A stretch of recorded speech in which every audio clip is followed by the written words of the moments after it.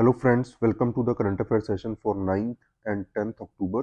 Start करेंगे MCQ से। First question है, which of the following person was conferred with Shastra Ramanujan prize for 2022। इसका correct answer है option C, that is Yunqing Tang. Frank Calegari and Vesselin Dimitrov जो है, इन्होंने भी कोलैबोरेट किया था इनके साथ, यूकिंग टैंग के साथ, इनकी रिसर्च में। मंजुल भार्गव जो है, ये फर्स्ट रेसिपिएंट थे इस अवार्ड के। सेकेंड है, where is the 8th G20 parliamentary speaker summit held. इसका करेक्ट आंसर है option C, that is Jakarta. Third है, which of the following country has won the bid to host 2029 Asian winter games. इसका correct answer है option B, Dubai. और Dubai की एक city बनेगी, इसका नाम रखा गया है नियोम। तो नियोम सिटी में कंडक्ट करवाए जाएंगे। फोर्थ है, which of the following organization has launched Daksh initiative to make the supervisory processes more robust. तो इसका करेक्ट आंसर है option A, that is RBI. Current affairs देखते हैं आज के। मालाबार एक्सरसाइज, जापान जो है 2022 एडिशन जो है मालाबार नवल एक्सरसाइज का, इसको होस्ट करेगा। और इसमें कौन कौन पार्टिसिपेट करेंगे? India, Australia, Japan and US. ये सेकेंड वीक ऑफ नवंबर में होगा। देन एक्सरसाइज जो है ये कहाँ पे होगी? Off the coast of Yokosuka, जो कहाँ पे है? जापान में। और 2021 की अगर बात करें तो फर्स्ट फेज जो था इस एक्सरसाइज का, वो फिलीपीन सी में हुआ था। और सेकेंड फेज जो है वो बे ऑफ बंगाल में हुआ था।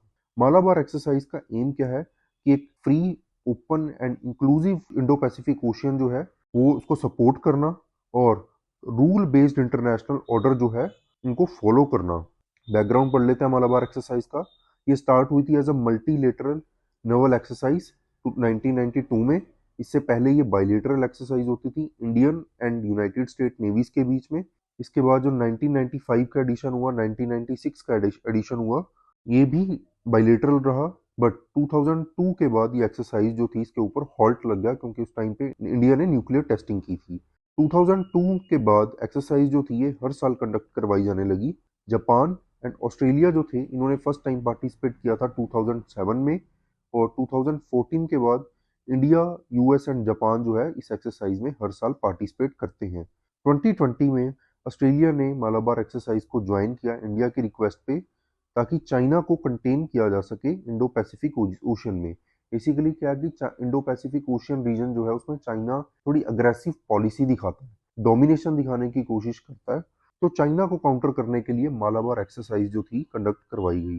फर्स्ट टाइम ऐसा हुआ कि जो मालाबार 2020 थी, इसमें जितने भी क्वाड के मेंबर्स हैं, that is Australia, Japan, US and India, इन चारों ने पार्टिसिपेट किया। नेक्स्ट देखते हैं 90th anniversary of Indian air force. ये सेलिब्रेट की गई है 8 अक्टूबर को। इस साल जो सेलिब्रेशंस हैं ये दिल्ली के बाहर किए गए पहली बार। कहाँ पे? चंडीगढ़ में। चंडीगढ़ में जो ये हुआ है, सेलिब्रेट किए गए हैं जो सुखना लेक के ऊपर। एयर शो यहाँ पे कंडक्ट किया गया था।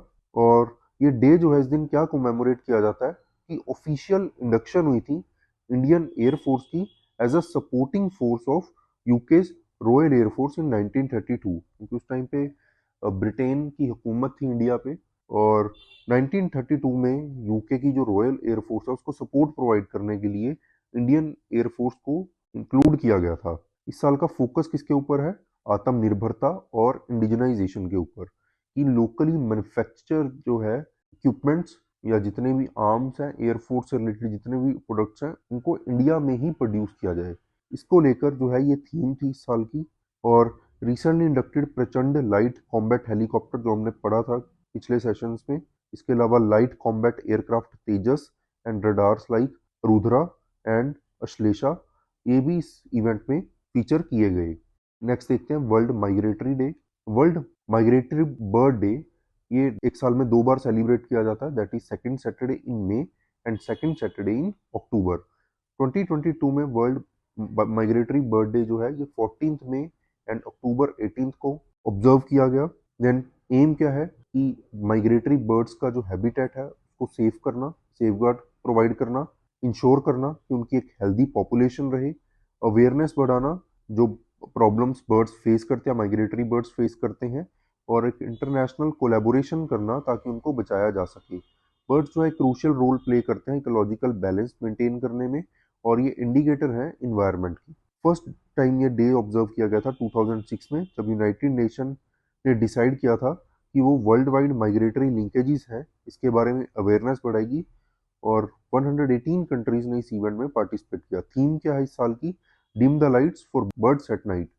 प्रॉब्लम क्या है कि लाइट पोल्यूशन बढ़ता जा रहा है, और लाइट पोल्यूशन से क्या होता है कि बर्ड्स जो हैं उनका जो पाथवे है वो पाथवे से भटक जाते हैं। तो इसके लिए जो है अवेयरनेस बढ़ाई जा रही है कि लाइट पोल्यूशन को कम किया जाए, और उसी पे बेस्ड थीम है dim the lights for birds at night.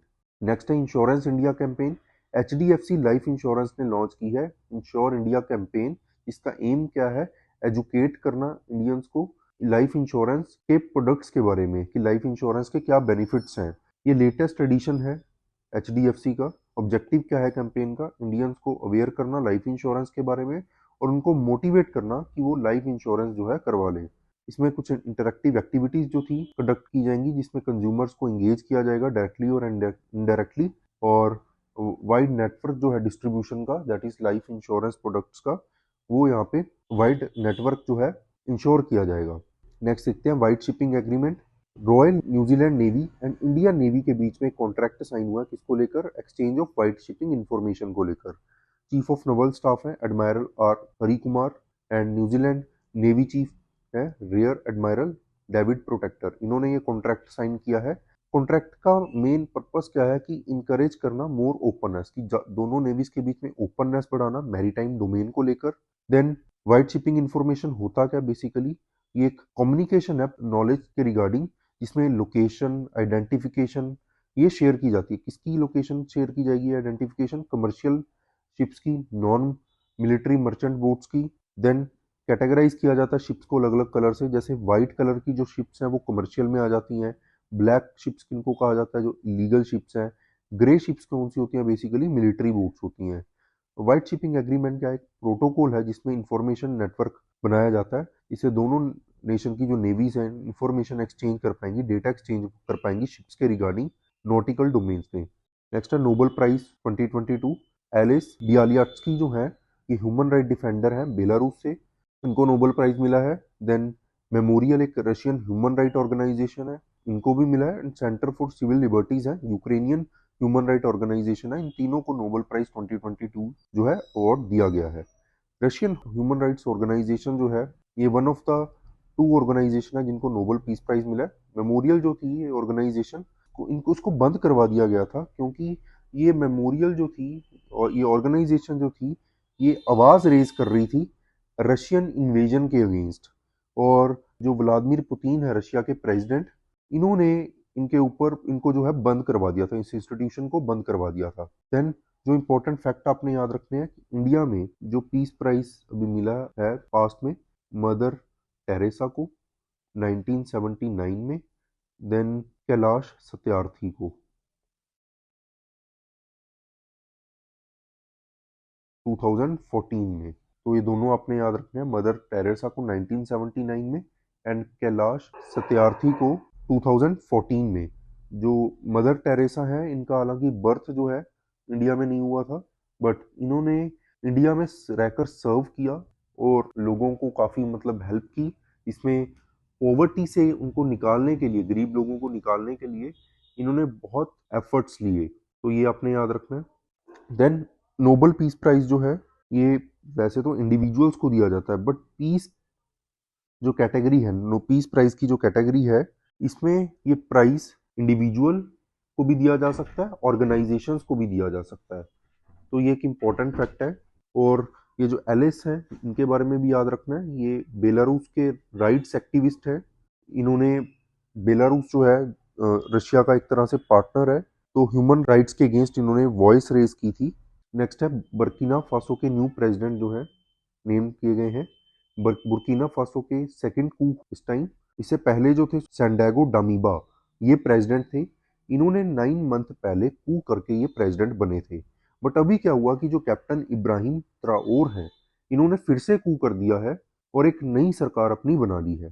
Captain Ibrahim त्राओर जो थे ये अनहैप्पी जूनियर ऑफिसर्स की को हेड कर रहे थे, और इन्होंने ओवरथ्रो किया lieutenant colonel Paul Henri Sandaogo Damiba को। उनका पूरा नाम है, जो पुराने प्रेसिडेंट थे, lieutenant colonel Paul Henri Sandaogo डामीबा।